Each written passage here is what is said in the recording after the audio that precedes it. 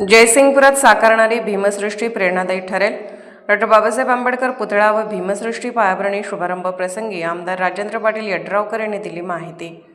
भारतरत्न डॉ. बाबासाहेब आंबेडकर यांचा पूर्णाकृती पुतळा जयसिंगपूर शहरात उभारण्याचा अनेक वर्षाचा प्रश्न मार्गी लागला असून शासनाकडील सर्व विभागाच्या रीतसर मान्यता घेऊन शहरातील सांगली कोल्हापूर रोडवरील एसटी स्टँड समोरील जागेत भारतरत्न डॉ. बाबासाहेब आंबेडकर यांचा पूर्णाकृती पुतळा आणि त्यांचे दैदिप्यमान कर्तृत्व दर्शवणारी भीमसृष्टी उभी राहत आहे.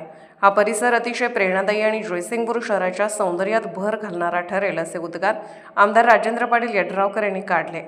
डॉ. बाबासाहेब आंबेडकर पूर्णाकृती पुतळा व भीमसृष्टीचा पायाभरणी शुभारंभ जयसिंगपूर विहारातील आदरणीय भंते वैश्य कश्यपायन यांच्या प्रमुख उपस्थितीत आमदार राजेंद्र पाटील यड्रावकर यांच्या हस्ते करण्यात आला.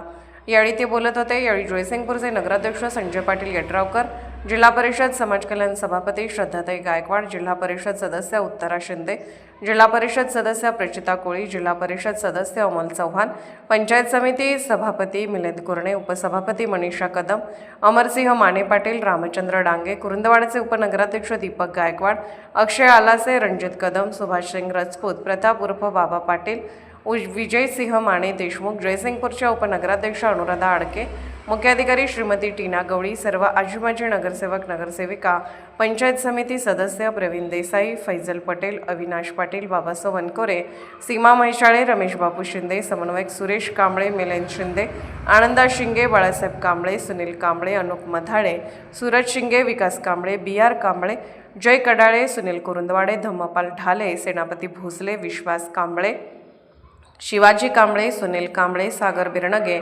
उमेश आवळे, विजितसिंह शिंदे, मिलिंद भिडे, विकास कांबळे, अमरदीप कांबळे, अमरसिंह निकम, गौतम वाघवेकर, ॲडव्होकेट शीतल कांबळे यांच्यासह आंबेडकर चळवळीतील तालुक्यातील प्रमुख पदाधिकारी, भीमसैनिक व नागरिक मोठ्या संख्येने उपस्थित होते.